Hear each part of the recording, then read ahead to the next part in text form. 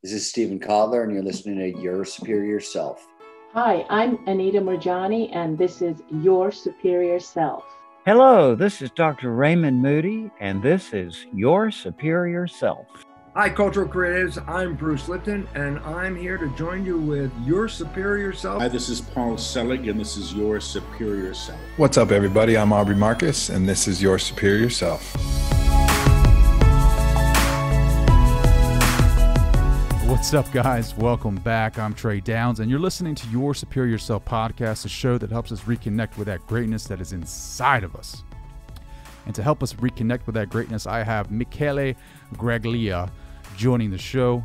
And for those who do not know who he is, Mickey is a former top model turned world's top ultra marathon runner. And since 2011, he has competed in over 30 ultra marathons all over the world. Most times he's winning those and setting new course records. He actually has a Guinness World Record for his runs across the Atacama, I think it is, Atacama and the Gobi deserts. His wins in the Yukon Arctic Ultra with temperatures below 40 degrees and in Badwater, the Badwater 135 in Death Valley with highs above 130. Made him the first person in history to win both the hottest and the coldest foot races on the earth. Yes, he has a new book called Ultra, which is topping the charts. I think it was #1 on Amazon.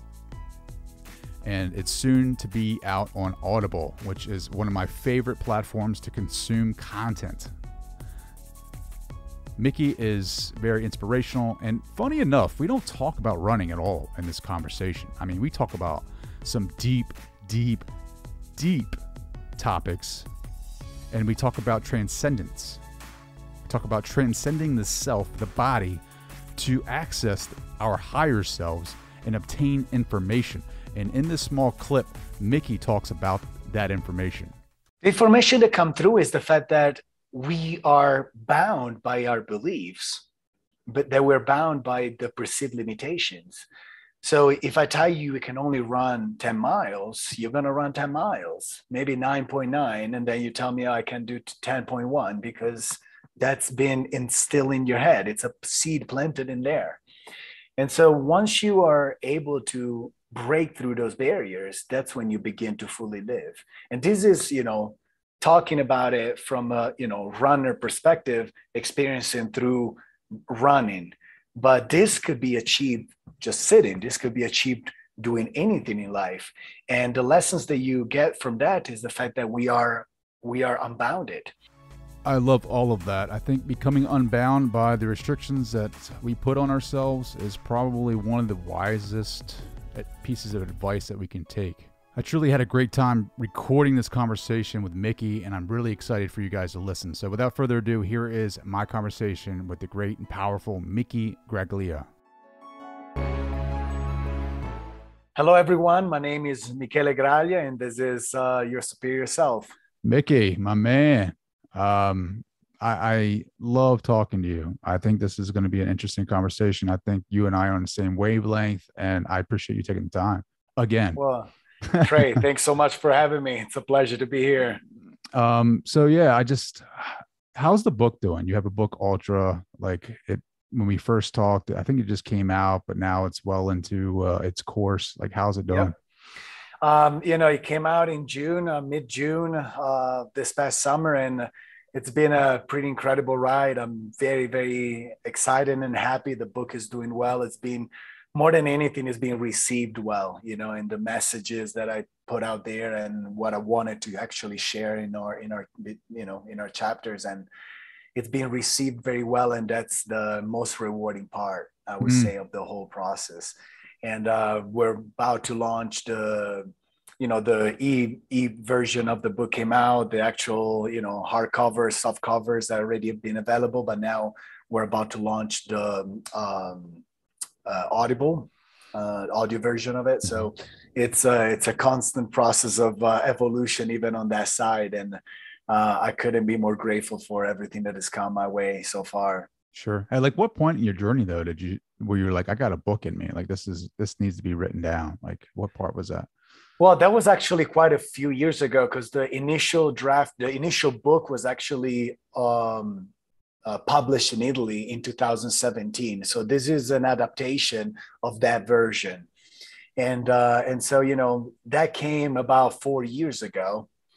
And so much has happened since then that I actually kind of feel ready for another one already.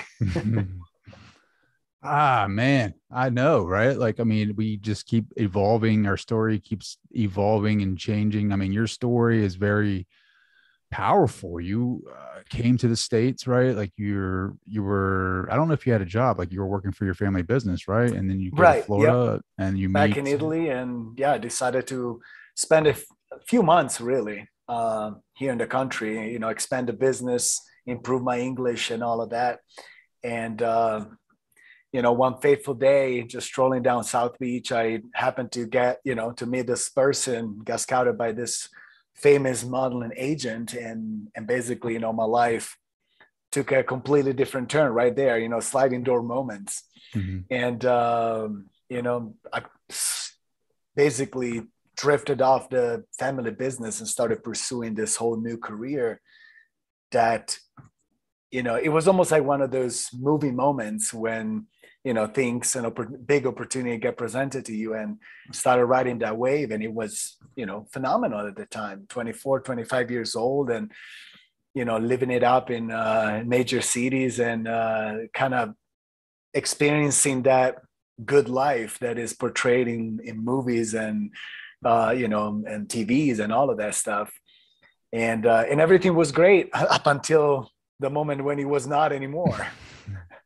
And we can dive into that if you'd like. Yeah, man. I think that's important, because I think I think I connect with that too, right? Like, I think we had talked before where that life, right? Like you're 21 through, I think your story changed at 27, but like a lot of us had younger years, 21 through probably 30 and more so. Now you're seeing more people, even in 30s, like living that lifestyle of like going out partying, going to bars, and like thinking that is the way of life, the way of happiness. But what I find it to be is just a lot of noise, right? Like it's just kind of like you don't really know who you are, and you're not really searching for that. And it's like an activity that you partake in because it takes your focus off what's really happening inside. Absolutely. Yeah, it's a big distraction. Though I think it's, it's misleading for the fact that,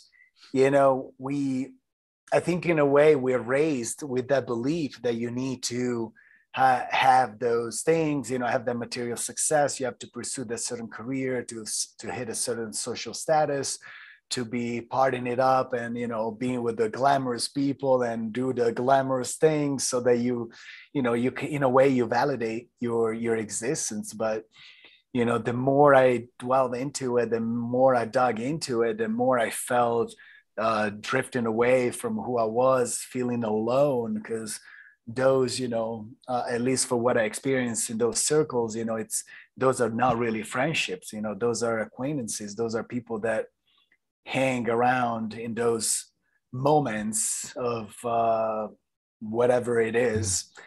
But there's no substance to it. It's all very shallow. It's all very insignificant in a way. And so that's when I started perceiving that what I was doing wasn't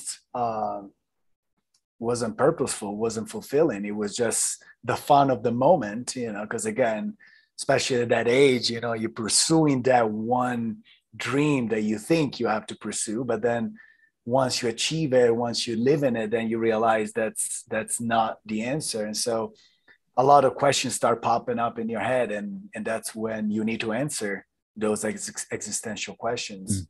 Yeah. You have to face it. Yeah. Got to face it. I mean, you faced it that night in New York after a party, hanging out with probably some celebrities. Yep. Probably dabbling in some extracurricular activities, and then not finding that source of happiness. And coming home and sitting outside your apartment window and just questioning your existence. Yeah, that was probably, actually, undoubtedly the most critical time of my life. And, in hindsight, I look back at it as a necessary part of my journey, because eventually brought me to discover who I wanted to be. Of course, it's always good to look back and assess that. But when you're in the moment, you feel very lost. You feel like there's no way out. You feel like, there's no hope. And that's when, depression kicks in. That's when dissatisfaction begins to creep in, and your life seems like it's going to waste. It feels like there's no way out. But just like in every challenging moment, there's always a way out. There's always, you can, even if you hit a rock bottom, you can always look up, and eventually, if you have the courage inside you, you can pick yourself up and confront yourself, because that's ultimately what it is. It's like, if you're talking about it as in an existential level, in a philosophical level, it's about confronting the truth of ourselves, or the truth of our own existence. And once it's a very crazy thought. It's a very crazy and scary chapter of your life. But I think in a way or another, most of us, or if not all of us, have to come down to it, to give value to who we are and give meaning to what we do in our lives. And so to me, that moment of complete deep dissatisfaction became the opportunity to confront my fears and what I was going through at that moment, and simply understanding that I could have transcended my circumstances, though they were glamorous and beautiful and prepackaged very nicely. I just couldn't find fulfillment and purpose in that. And so I just came to the simple realization that I could just change. If I wasn't happy, I could have just changed. Didn't matter how scary or unreal it might have seemed at that moment, especially being in a place of privilege, let's call it that way. Because again, it's not like I was hitting rock bottom. It's not like, again, I was living up that lifestyle of drugs and alcohol, but it's not like I was a drug addict, or, I was looking it up from a different perspective, where I already had achieved what I wanted to achieve, where I had basically made it to where, they told me I should have gone to be happy. And, when I got there, I just wasn't.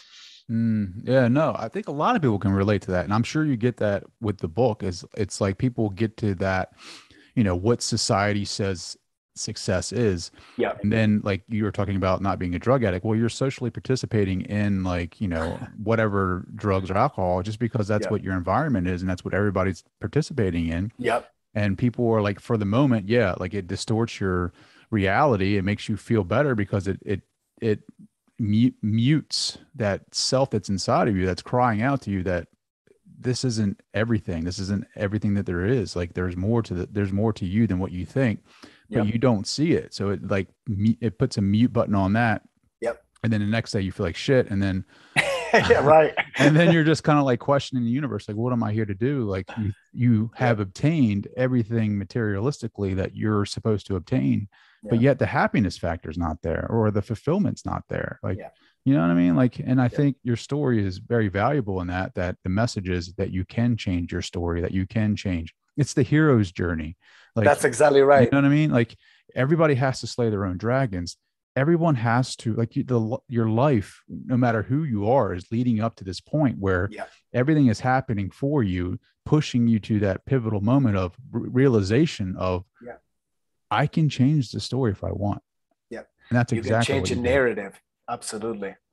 And I think, this is a very worthwhile topic and message to get out, for the fact that at a wider level, the majority of the people in our society nowadays live in that limbo, numbing out those feelings, because that's just how it is. And, accepting the status quo without challenging who you are, your beliefs, and the direction in life, it just leaves you in this sort of sense of, you're comfortable, but there's something is missing. So let's just numb it out with prescription drugs, alcohol, and whatnot, and just, kind of put the, as you just said, like put those feelings on mute and just put it on the side. But we all know that it's a crippling feeling that will never leave you if you don't face it. And so it's a bit of a tricky spot, because you can just be comfortable and kind of okay and numbing it out, or you can throw yourself out there, as we've been saying before, venture in the unknown, confront your fears, confront yourself, and eventually allow yourself to be who you want to be ultimately, and to do what you actually want to do, to live a life worth living. And I think there's no greater, you got to endure that hero's journey to become your own hero, basically. Yeah. I mean, because like we're taught, right, like early age, to look out for things outside of ourselves for those things that make us happy. And then it's like there's a crack in the foundation at some point where it's like those things aren't making me happy. So is everything that I've been told true, right? Like that's when you have to go inward and find that true self, that true knowledge, that that's the experience. And what I love about your story is that you had to turn inward, and you went and you researched different things, and you had to find who Mickey was, and you had to figure it out, what that looked like. You had to find your voice, and finally you found running. Yep. And I don't know, ultra. I'm sorry, ultra. We're not talking about ultra distance running. Yeah, we're not talking about taking a small jog around the block. We're talking about 150 miles or more. Yeah. But that's like, I don't know another sport that you're by yourself, like you're deeply entrenched in like your own mindset. Like, you're battling the ego, you're battling the self, you're battling the pain, and you're coming out on the other side. It's almost like you're walking out of the fire. It's a spiritual journey. That's what these ultra distances allow you to do, is to transcend your physicality, break through the barriers of the mind to truly tap into what we can call the higher self, the heart, the spirit, the soul. And, I studied yoga in India, and I found so many similarities in between the practice of yoga, not just of course, not the physical part of the asanas, because the asanas can be compared to the act of running. It's a physical practice that allow you to break through the physical barriers and tap into the higher self, first through the mind, then reaching the soul.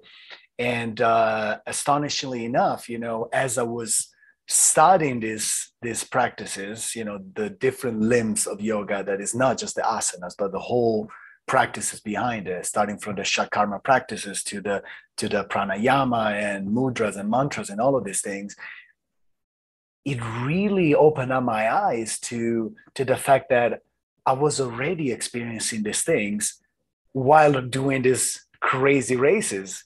And so I was like, there has to be something there.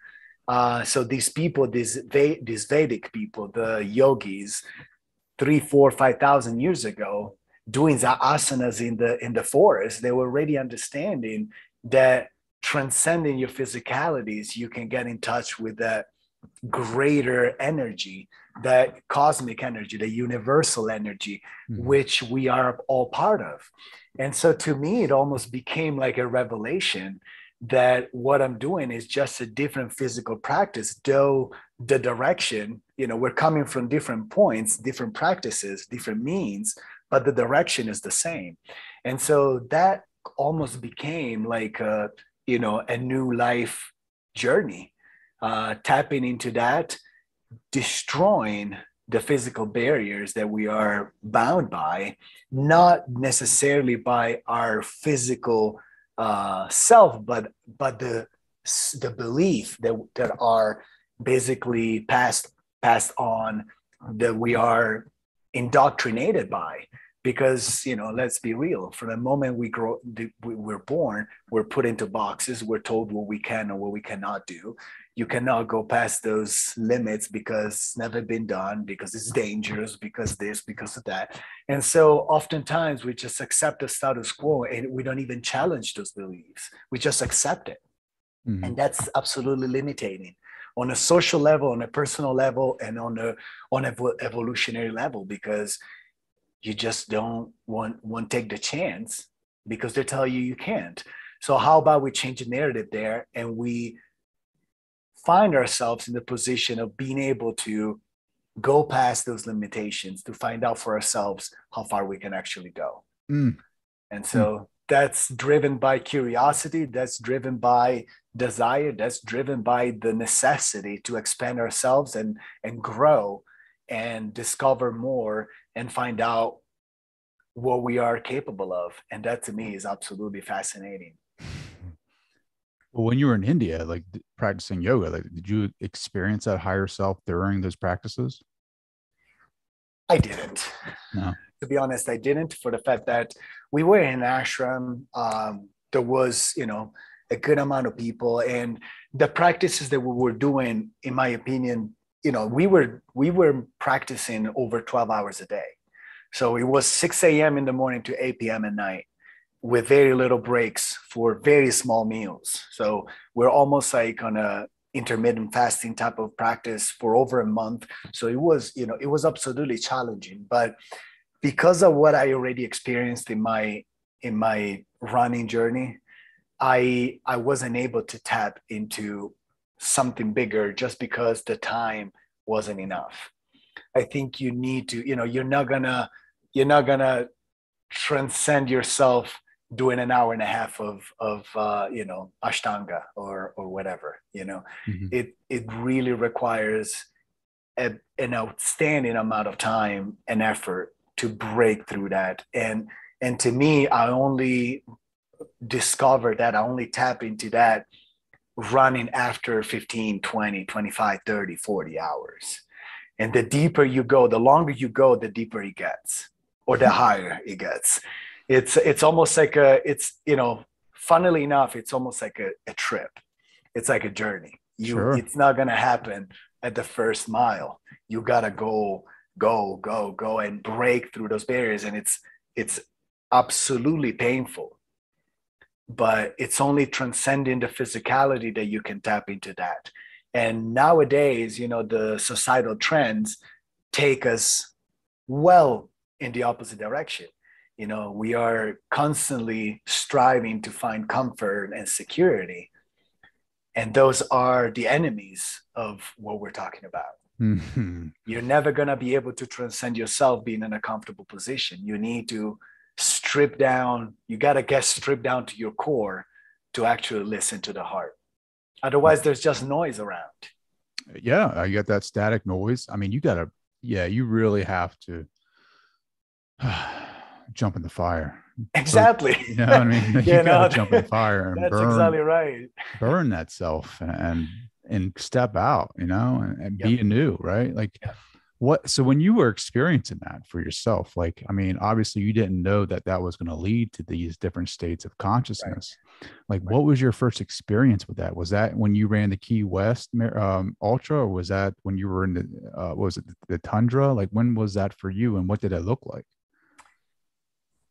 Just like everything, it's a process. It's a process of discovering. It's a process of understanding.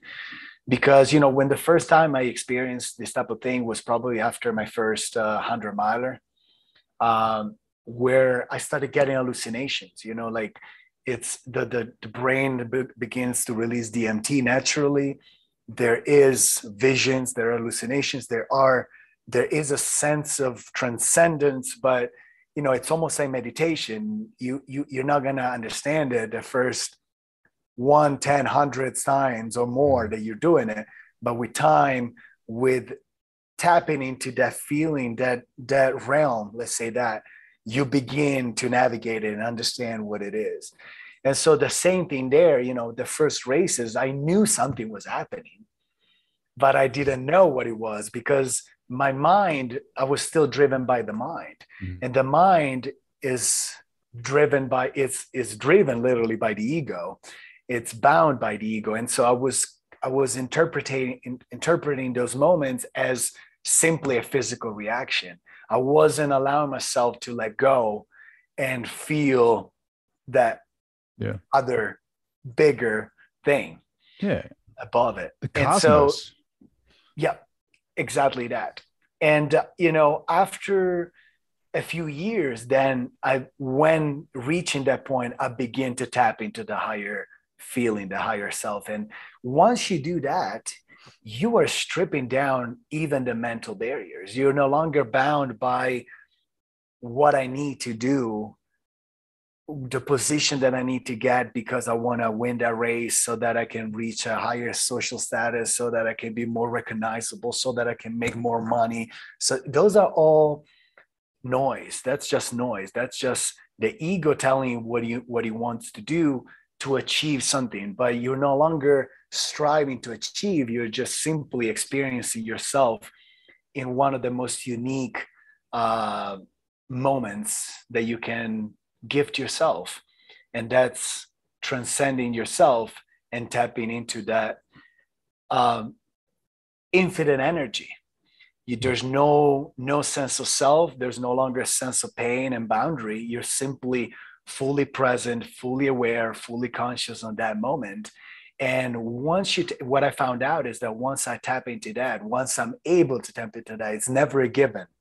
No matter how many times I've done it, it always requires a great deal of pain, enduring a great deal of pain, enduring a great deal of discomfort to eventually transcend all of that and begin to be fully present. Just like I said, you begin to be fully present, and there's no sense of restraint. It's a very difficult concept. Once you're driven by the mind, you're in a path of resistance. When you're driven by the heart, you enter a state of flow. I love that. So like, what types of information are you getting? Like when you transcend the self, like, is it this certain feeling of knowing, or is it information downloads? Is it like are you getting direct messages that you need to, that will later in your path, like benefit you? Like what type of information are you getting? The information that come through is the fact that we are bound by our beliefs, but that we're bound by the perceived limitations. So if I tell you can only run 10 miles, you're going to run 10 miles, maybe 9.9. And then you tell me, I can do 10.1 because that's been instilled in your head. It's a seed planted in there. And so once you are able to break through those barriers, that's when you begin to fully live. And this is, talking about it from a, runner perspective, experiencing through running. But this could be achieved just sitting. This could be achieved doing anything in life. And the lessons that you get from that is the fact that we are unbounded, that we can truly be and do whatever we set our minds to. But the one narrative that I'm changing is the fact that, in our society, we often, and the trend right now is stressing the power of the mind. I think that the true power lies well beyond the mind. The mind is a great servant, but a terrible master. We know this.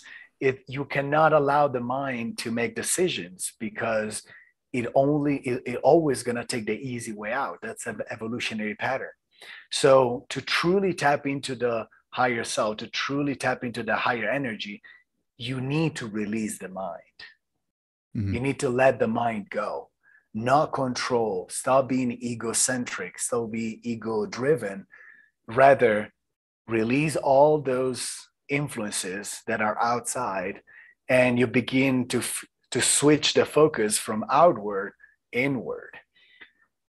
It's only then that you can be your best. It's only then you can be fully focused on what you need to do and who you want to be and what you can actually accomplish. And so to me, that became almost like a revelation, like I said before, because there's no miles don't matter. If you don't mind, it doesn't matter. And so this is the first step. This is the first step. I think you're sort of spot on with that. So I was meditating and I had like some insight, which isn't all the time. It's just sometimes I can go deeper into my meditations, even with running. I can tap into that self a little bit more. But this meditation was so insightful because it was like, I can't remember exactly. I've written it down somewhere in my journal, but it was like the brain had to evolve to steal the power from the heart. Like if you think about our ancient like physiology of our human race, like the brain had to evolve into this new prefrontal cortex, this self, to steal power from the heart, which is true knowledge, true knowledge of self. That's right. You know what I mean? And we live here, but in reality, the knowing and the aspects of ourselves that are higher and so much more knowledgeable and interconnected with the universe is here. Like this is the bridge. The truth. The truth. The cosmic truth. Yeah. But you tell people that, right? You tell people that and they're like, what are you talking about, dude? Like, what are you talking about? Well, it's, we are raised in a way that we are mind driven. It's inevitable. And so when you start talking about these metaphysical concepts, it's intangible. You cannot explain it, because it's almost like if you wanted to explain faith or whatever belief you have. The only difference is, if we're tapping into religious beliefs, those are human construct, human interpretations of what spirituality should be. There is knowledge in all religions, but there's no truth in any of them. People are like, what? Yeah. And here I'm not, I don't want to talk about religions because I'm not a spiritual leader of any sort, but I think that our generation is sort of scraping through those top layers of what it's been indoctrinated through centuries. And we're beginning to express ourselves and open up our minds to those higher concepts. Spirituality doesn't need to be bound by human construct, human indoctrination, human beliefs, because as you just say, those are driven by the mind. Those are concepts that we created.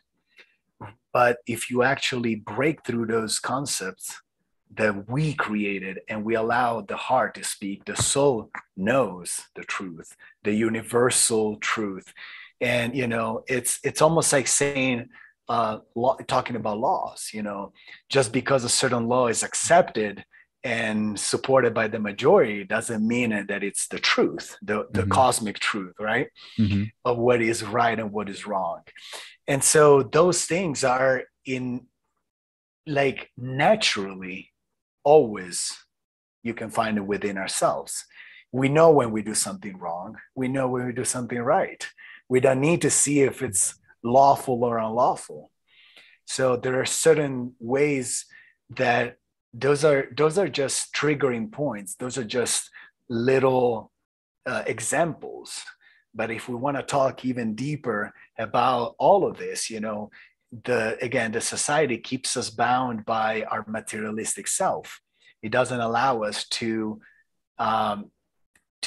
dig deeper to find out how powerful we actually are. Sure. And I think, here we're starting to get into like very difficult waters, but we can go as far as you like. I love it, dude. I like these topics because it's like people need to start thinking about that. I'm a big fan of having your own experience, like not believing what people have told you your entire life. Right. Like it's nice to know that, right? Like your parents told you something that they know that their parents told them, or you went to church and they've been preaching this doctrine for centuries that had to originate somewhere. But people were, I've learned to kind of open myself up and have an open mind about everything and just kind of like follow my heart and where I need to research a little bit more, what feels good to me and what doesn't feel good to me. And then that's like your emotions, like that feeling, that heart-centered feeling when you're on to something is your higher self saying to you, you need to look more into this. Like, this is where you need to go. Like, exactly what you need to be doing and and when you start trying to analyze something, that's when you're doing what this society has done for so many years. I mean, just religiously, like, people talk about, channel text, right? People were like, oh, well, that's evil. What about the Bible, right? Like that, how did that come about? It was inspired in the heart of man from God, right? So that means it was a channel text, apparently, right? Like it was everything's channel. Like right now, who's speaking, right? Like it's all from one source. And it's kind of like the way that you find out your truth is through your own experience. It's not through what your parents told you or what Mickey's telling you or Trey's telling you. It's how am I experiencing? What is my subjective experience right now? What is my deep gut feeling about this? And how does that relate to my life? And that's how you kind of ebb and flow through your journey, and then living in the moment and knowing that this body is not you and who you are. And when I say that, just think for a second, ask yourself the question, am I aware? And then that right there, that feeling of kind of like, yes, I am the seer, I am not the doer, I am the seer. That is your true being. Like once you can realize that, then you start kind of expanding your consciousness, your awareness a little bit more. And now you can kind of be in the present moment daily and see how your reality, your external environment is a direct reflection about how you're doing in here. So it's like a mirror. Absolutely. We're speaking the same language. That's absolutely right. Yeah. What happens outside doesn't matter. And this is what I think it applies to, or at least that's what I learned from ultra running. You know, it's just witnessing what's going on. You know, it's almost like, you know, I'm very much into Oriental philosophy, Buddhism, Taoism, all of that.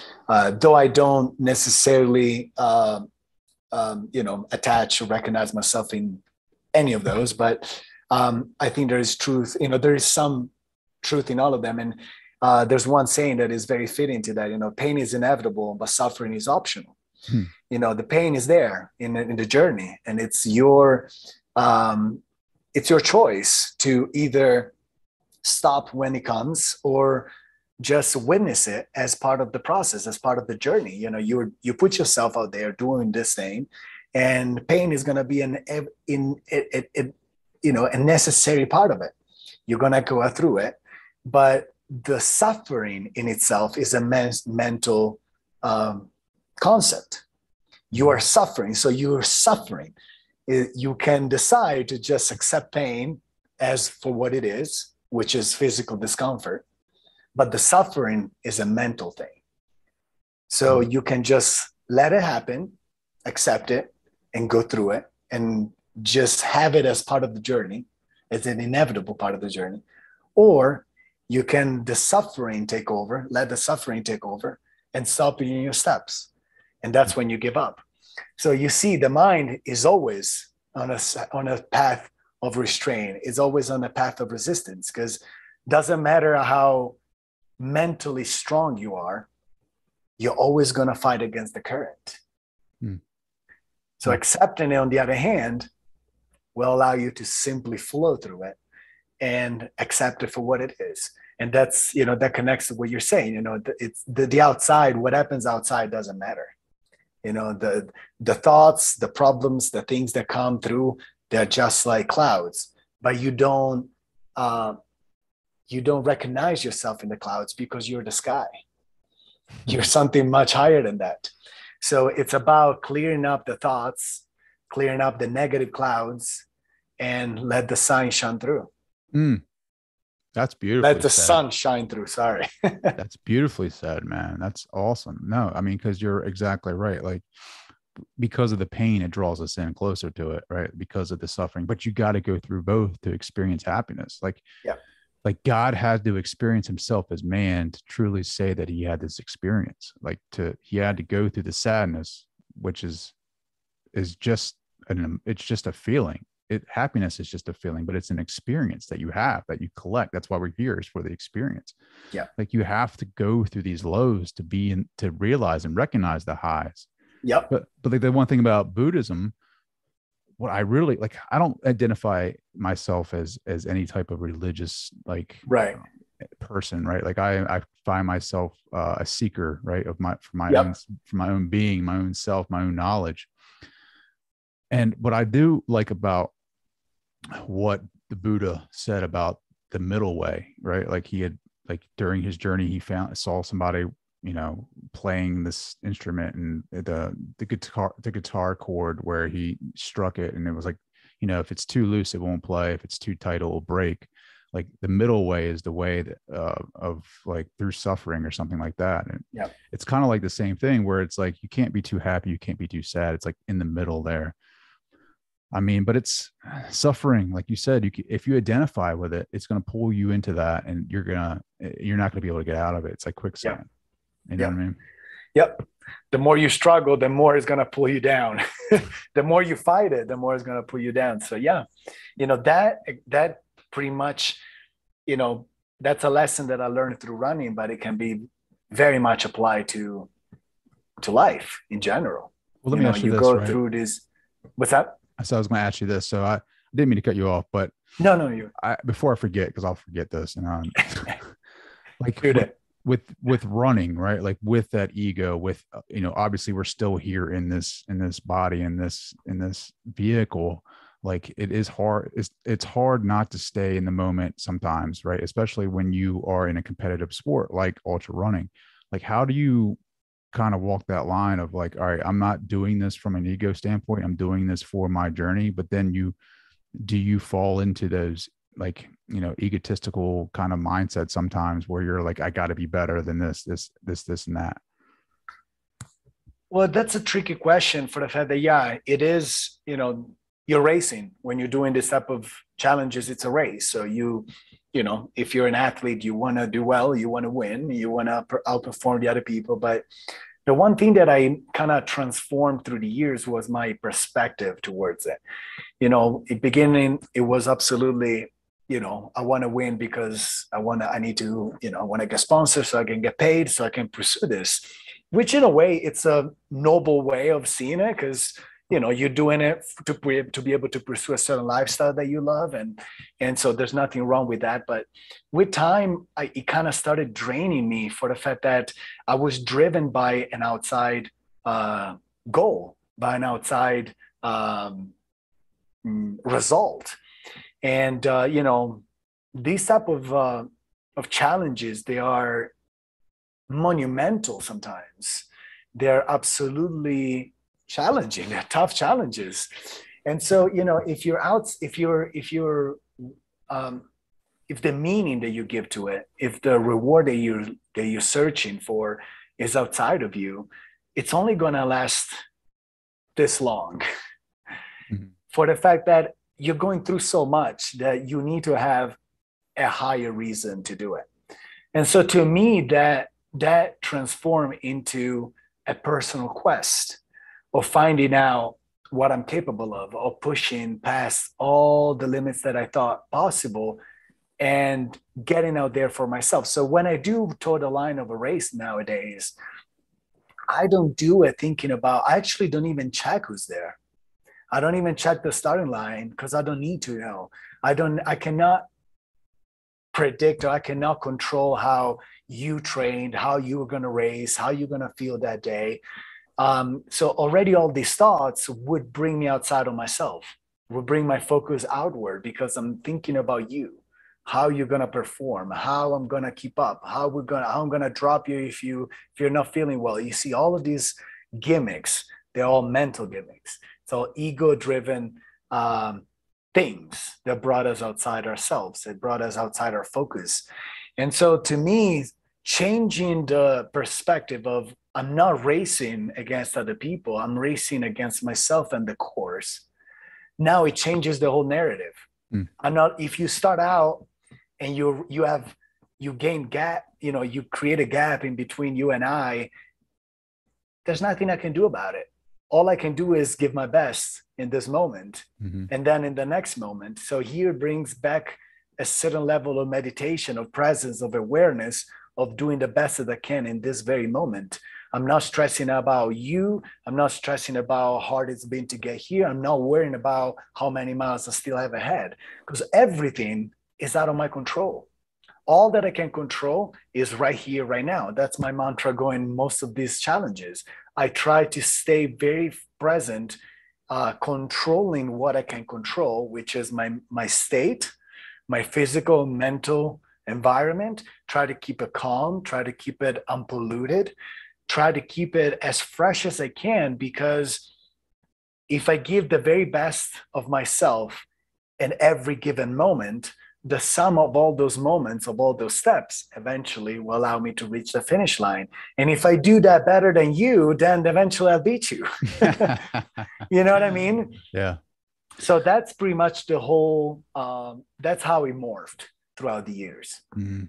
Do you find it hard to be around, like, I don't know, because I feel like you and I are in the same like wavelength, just like in life, in this reality that we're in. Like, do you find it hard to be around like most people? Like, I mean, I don't know. Like for me, it's like, Yes, by the way. Absolutely, yes. I don't know what it is. It's not better than feeling. It's just kind of like, I see the suffering that other people put them in. I mean, I don't mean like suffering, like, sickness and illness. Yes, definitely, for sure. But like the tricks that the mind play on people, like materialistic things, like I see the suffering that people go through. Yeah. And it's like, it's not like I feel sorry for them. It's just kind of like, when will they reach their journey, right? Or when will they reach their hero's journey? Kind of like, I don't know if that makes sense. I know exactly what you're talking about. And I don't think it's coming from a knowing better. I think it's about an experiencing yourself and questioning dogma and indoctrination. I think the majority of people are very much stuck into that dogma, into that indoctrination of spirituality, of way of life, the way society is. You don't challenge it, you don't question it, so you just accept it, even if it makes you feel like shit. Sorry.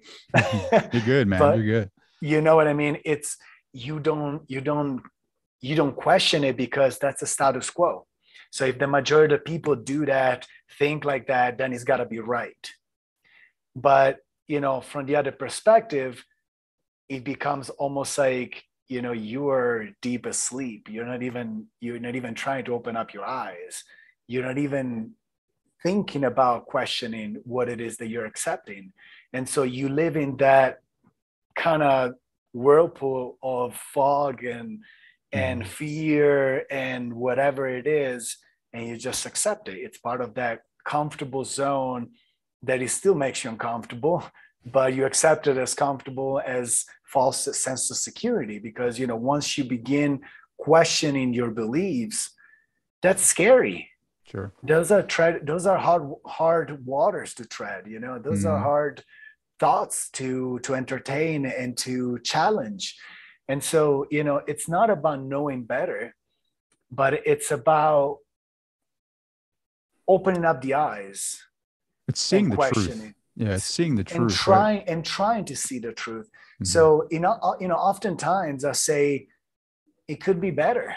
You're living in that pond and you don't question about the oceans on the other side because all you know is that pond. Mm-hmm. But, if you actually get out there, it's a scary thought. And a lot of people don't want to entertain that. Sure. I mean, I think some people are just so deeply rooted in their beliefs. Like you say one thing, like, hey, you are awareness, you are that consciousness, and it freaks them out. Like you see like this overload, like smoke coming out of the ears. Like, what are you talking about? And it's kind of like, but that sparks security. Like, I don't know if there's anything that you or I could say to someone like that, so deeply indoctrinated that they would even change their beliefs. It's kind of like you put that energy out and you allow them to be around that, and you just kind of spark curiosity in someone. Yeah. And then once they become thirsty, like they're going to go down this rabbit hole of curiosity, of like research, like you've done, like I've done, like most people have done, that have kind of, it's not even about seeking truth. It's about seeking your truth, like what it is that is your truth, because you're the only one that's going to be able to decipher that for yourself and translate that into your own subjective experience. Like, I don't know, my reality is what I perceive here, right? Like everything right here. And what is reality really? I mean, if you do research on quantum physics, I mean, that will blow your mind, let alone, you know what I mean? Like, and my favorite thing, we just had I'm majoring in psychology right now. And my professor was like, he was still trying to be a scientist, but he was like, think about the Bible. He was like, God created earth in 7 days. How did he do that? If it, because the earth has to rotate one full day for it to be a day. If it wasn't fully created, how did it rotate? And then how do you know what I mean? Like, how did it take 7 days? Well, yeah, fully created?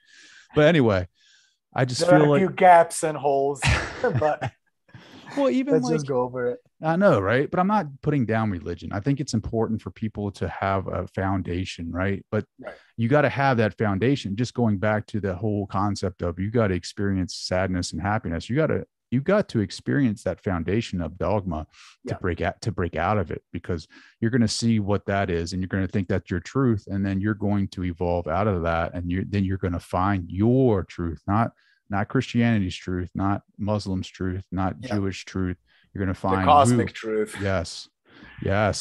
Well, that's something that unfortunately, those are conversations that you have to really be aware of, and who you entertain it with. I don't think, these are type of concepts and beliefs and ideas that challenge their own beliefs, that challenge the status quo, that challenge the way we've been indoctrinated for centuries, if not more. And so, you cannot explain it. You cannot, one person have to strive to get out there and do it on their own. You cannot show it. If you don't see it, you cannot show it to them. So it needs to start from within yourself. It's as you just said, it's a personal journey. The one astonishing thing, though, is the fact that there are common patterns. So as we were saying, as you begin to transcend the dogmatic beliefs, then you begin to release those boundaries that kept you there, that kept you bounded, literally. And you allow to express yourself, to experience yourself at a higher level. And there are common traits, commonalities, certain experiences that reach the same higher understanding of consciousness, of awareness, of who we are. Mm-hmm. And so I think that's the most sorry, my dog just rolled in. She has something to say about this. He's trying to tell us the cosmic truth. I get it. Exactly. Yes. She's like, I know exactly what you're talking about. Bark twice if we are consciousness. And so, the fascinating part is the fact that once you tap into that spirituality, that spiritual journey, we are all experiencing or getting a taste of the higher self, of the higher consciousness, of that higher belief. And I think that's going to be it's going to be amazing to see, in my opinion, the journey of the humanity going forward. Because, here we've been talking about everything but running, but since we had it, I just finished the thought of the fact that I think the necessary step of our future is transcending our cultural differences, are dismantling our religious beliefs and tapping into this greater spirituality that brings us all together, because ultimately we are all divided. And that's one of the main reasons why I believe that religion is not the answer. Because the more we are bound by our religious belief, the more we're going to be against other line of thoughts, against other philosophy, against other mental human construct that don't depict the truth. And so dismantling that will allow all of us as a whole to reach a higher understanding of who we are and what we're doing on this beautiful planet of ours. Yeah. Who's not to say that my awareness isn't you on the other side of this camera looking right back at me? You know what I mean? That's exactly right. Well, we're speaking the same language already. So the only difference is your name is Michele. Right. My name is Trey.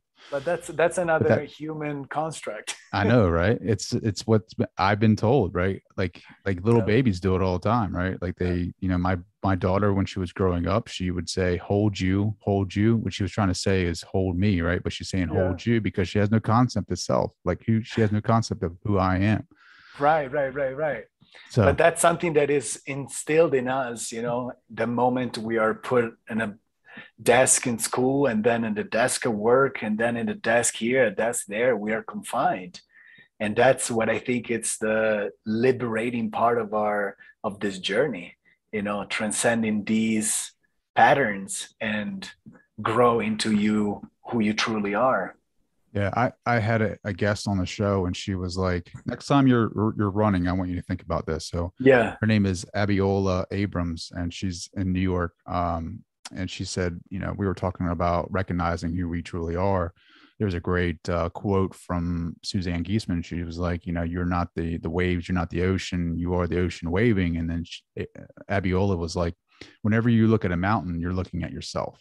Like, so when you're going out there running, and you're running these in Utah, you're running in the tundra, you're running in Miami or wherever, like you see a mountain, or you see something that is like the sunrise, the sunset on a beach, like you're looking at your reflection, that conscious awareness of cosmic being. Like, that is what you're looking at. That's who you are. And it's just, I don't know. It's like, the mind can't conceive that, can't even process that, right? Because it wants to be the self, but the heart, that's where the truth is. That's what's saying, yes, you're right. Yeah, exactly. But this has been awesome, dude. I know we haven't talked about running much, but it was much better. How often do you talk? Do you talk about, like, have you talked about this stuff on other shows? Like, do you talk about that type of like stuff, like outside there has been one podcast that I did recently, about a month ago, that the person was actually very much into this type of concepts and this type of ideas, and we had just like we had a very good conversation, because again, it's about questioning what it is and discussing openly what we experienced. Sure. And so, there are some fundamental truths that you cannot hide. And so it's pretty fascinating, in my opinion, to be able to tap into that rather than tell you how fast I'm running, or, I think there's much more value. There's much more value in this type of approaches, for the fact that, it's, I would say, if you allow me, it's for the greater good, because this type of understanding, this type of, I don't want to say lessons, but concepts, they can allow all of us to live a much more meaningful and full life, much more connected with ourselves, with the people around us, with the whole world. Because the more you experience yourself, the more you connect within, the more you understand that you're connected without. And so the moment you start off, I think everything begins from, everything sparks out of being centered with yourself, loving yourself, and be grateful for where you are, what you have, what's going on in your life. And once you do that, you inevitably open up to a kind of version of yourself. And that is the one key to bettering the world. You got to start with yourself, begin being better with yourself, with other people. And if every single one of us does that, it makes the circle around the world. And we already better the world in the way that we were saying when we were kids, Absolutely. You got to be like a kid to enter the kingdom of heaven, right? I think that's written somewhere. And that's I think the almost like the phrase that brings us all the dots together. A kid, just like we're saying, doesn't have all these preconceptions indoctrinated, conditioned. It's a social conditioning that we get from the moment we grow up. And so that brings us to attach to certain dogmas, rather than the certain ways of living. And that distracts you from the truth of your existence. Because again, then you start playing the societal game. But stepping back to your kid self, it's acting out of the heart, unbounded. Having fun, man. Yeah. And so much fun. Having fun. So much lighthearted. And you know what I mean? Like being that true self. I mean, it's awesome. Mickey, man, like this, I can talk to you for days. Likewise. Yeah. How can people find more about you? Yeah, well, I'm pretty much on all social platforms, though I'm more active on Instagram. You can find me at Mickey, Mickey, and my last name is Graglia, Graglia, or my website, michelegraglia.com. And there's also, you can find a bunch of fun facts and race results and how to purchase the book and whatnot. So yeah, if you're interested or would like to learn more, I invite you to check that out. Awesome, man. I really truly enjoyed this conversation, man. Like I think that these are important conversations. This is like putting that, combining energy systems and like putting that force out into the world, like you were talking about, and connecting all the dots. Yep. So yeah, man, thank you so much for joining the show, brother. Well, great pleasure. Thanks a lot.